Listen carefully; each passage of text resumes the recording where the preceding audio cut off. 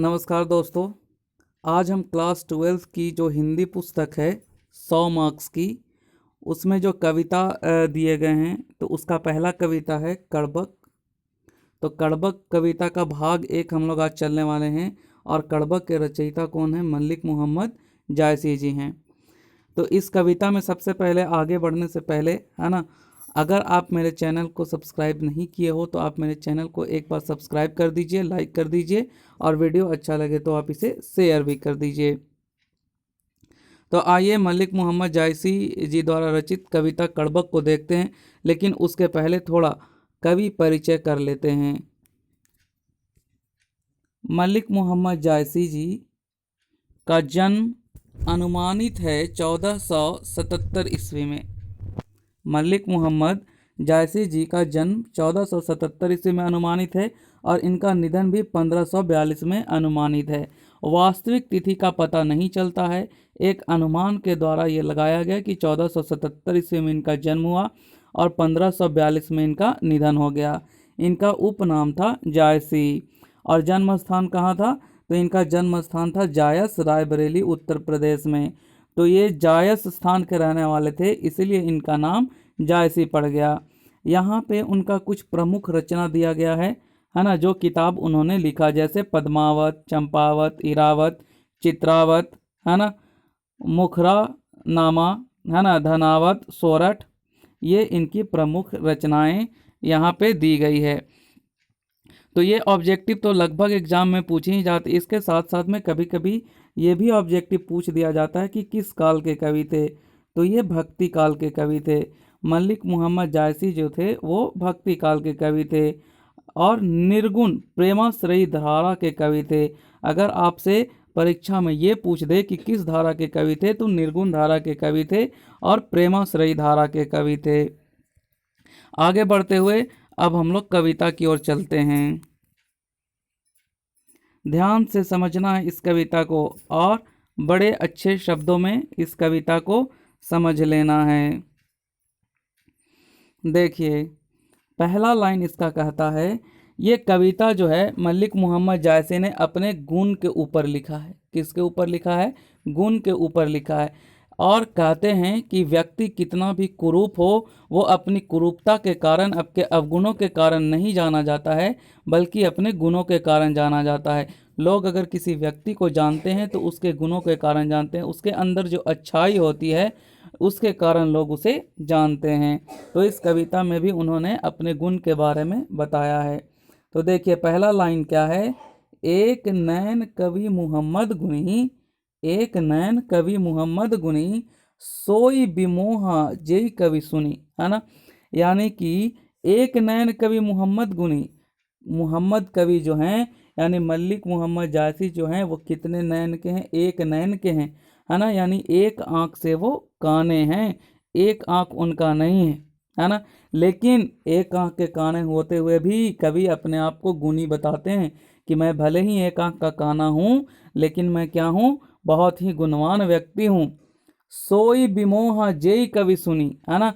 कवि कहते हैं कि जो कोई भी मुझे सुनता है मोहित हो जाता है। यानी मेरी कविताओं को, मेरी लिखी गई रचनाओं को जो भी कोई सुनता है वो मोहित हो जाता है। कभी और भी आगे लाइन में क्या कहते हैं? चांद जैस जग विधि अवतारा, दीन ही कलंक किन्ह उजियारा, है ना। कवि कहते हैं कि इस विधाता ने, है ना, भगवान ने चांद को इस जग में अवतरित किया, यानी चांद को बनाया इस जग के लिए, लेकिन उसे भी ईश्वर ने क्या दे दिया? कलंक दे दिया। लेकिन फिर भी चांद पे दाग होते हुए भी चांद का काम क्या है? पूरे जग में उजियारा फैलाना, पूरे जग में उजाला फैलाना। तो कवि वही कहते हैं कि मेरे अंदर भी, है ना, अनेक गुण हैं। भले ही मैं एक आंख का काना हूँ, चांद के जैसा मेरे, है ना, मुख पे एक दाग तो हो गया, किंतु मेरे अंदर भी गुणों का अंबार है। और कवि अगले लाइन में क्या कहते हैं? जग सूझा एकई नयनाहा, वह सूक अस खनतः माहा, है ना। कवि कहते हैं जग को मैंने एक ही, मतलब एक, नैनाहा मतलब आँख से, है ना। जग को मैंने एक ही आँख से देखा, क्योंकि मैंने आपको पहले ही बता दिया कि कवि की कितनी आँख थी? एक आँख थी कवि की, है ना। यानी कभी एक आंख से काने थे, तो वे कहते हैं कि मैं जग को एक ही आंख से देखता हूँ, यानी कि सभी को बराबर दृष्टि से देखता हूँ, मेरे लिए कोई छोटा बड़ा ऊंच नीच नहीं है।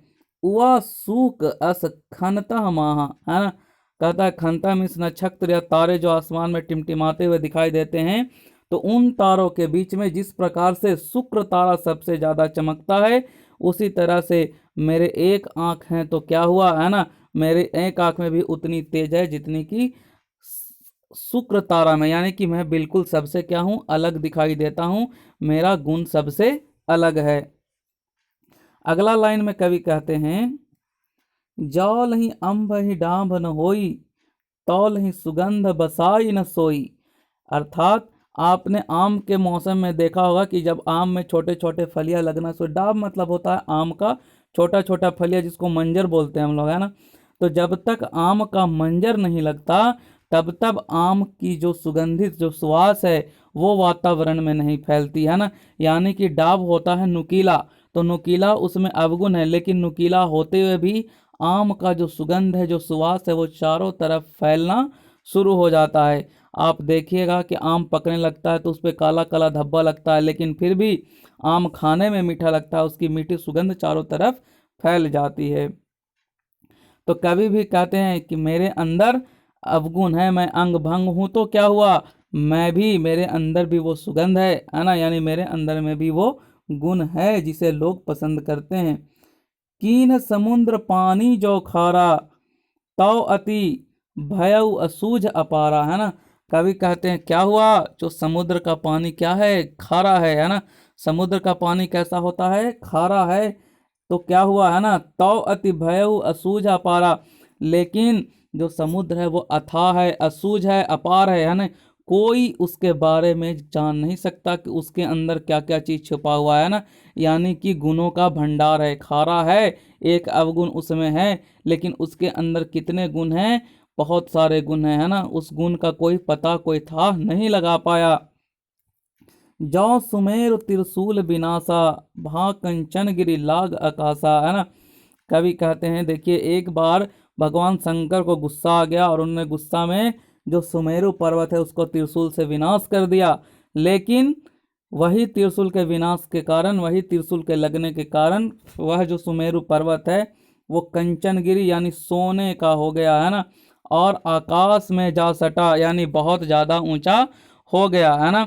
तो कवि कहते हैं कि भगवान ने मुझे एक आंख से काना बनाया तो क्या बनाया, मेरे अंदर इतना गुण भर दिया कि मैं भी आज क्या हूँ, दुनिया में मेरा नाम है, लोग मुझे जानते हैं। जौल ही धरी कलंक न पर, कांच होय नहीं कंचन कारा। कवि कहते हैं कि जब तक, है ना, सोने को धरी कलंक न पर, है ना, यानी धरी मतलब होता है सोने की गलाने का जो भट्टी होता है उसे हम लोग धरी कहते हैं, और कलंक मतलब कालिक, है ना। जब तक कालिक से भरी धरी पर सोने को न पिघलाया जाए, तब तक उसमें वास्तविक चमक नहीं आती, यानी कांच हो ही नहीं कंचन का रहा, है ना। तब तक वह सोना जो है उसमें चमक नहीं आता, वह वास्तविक रूप अपना नहीं धरता। अगर हम सोना का गहना बनाने जाएंगे तो सबसे पहले उसको दही पर रख करके उसको गलाना पड़ेगा, तब जा करके उससे चमकीला चमकता हुआ कोई गहना प्राप्त होगा। तो उसी प्रकार कवि कहते हैं, भले ही मैं अवगुणों का मारा हूँ, भले ही मेरे ऊपर जो है अवगुणों का कलंक लगा है, एक आंख ना होने का कलंक लगा है ना, लेकिन फिर भी मेरे अंदर ऐसा गुण है कि मैं सोने की भांति चमकता हूँ। एक नयन जस दर्पण और तेहि निर्मल भाव। कवि कहते हैं कि भले ही मेरा एक नयन है, लेकिन वो भी जो एक नयन है, एक आंख जो है वो दर्पण के समान, आईने के समान निर्मल है, यानी लोगों को सच दिखलाता है, जो जैसा है वैसा उसको दिखलाने का काम करता है, बहुत ज़्यादा निर्मल साफ है, किसी के प्रति मेरे मन में कोई कड़वाहट नहीं है। सब रूपवंत गही मुख जेव ही कई चाऊ, है ना। कवि कहते हैं और यही कारण है कि जितने भी रूपवान लोग हैं सब मेरे पास आकर के बैठते हैं, है ना, और मेरी बात को सुनते हैं। भले ही मेरा रूप नहीं है, लेकिन मेरे पास वो रूपवान लोग किस कारण से बैठते हैं, तो मेरे पास वो रूपवान लोग मेरे गुण के कारण बैठते हैं, है ना। तो जो प्रमुख बात है इस कविता की वो ये है कि लोगों की पहचान उनके रूप से नहीं बल्कि उनके गुण से होती है। और कवि ने भी अपने गुण की तुलना और अवगुण की तुलना कई चीज़ों से की है जो आपने देखा। तो कवि कहते हैं कि जो भी गुणवान होते हैं उनमें कुछ ना कुछ दोष होता है, लेकिन वो दोष के कारण नहीं, अपने गुण के कारण दुनिया में जाने जाते हैं। तो दोस्त इसका मैंने आपको यहाँ पे ये भी लिखा है, इसका जो भावार्थ है ये भी आपको दिया गया है, तो आप भावार्थ एक बार पढ़ सकते हैं, देख सकते हैं एक बार भावार्थ इसका। तो मैं एक बार आपके लिए इसका भावार्थ पढ़ भी दे रहा हूँ। जो पूरे भाग 1 का भावार्थ है वो आपके सामने है ये।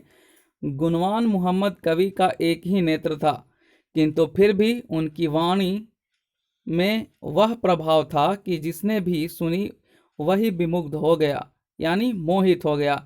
जिस प्रकार विधाता ने संसार में सदोष किंतु प्रभायुक्त चंद्रमा को बनाया है, उसी प्रकार जायसी जी की कृति उज्जवल थी, किंतु उनमें अंग भंग दोष था।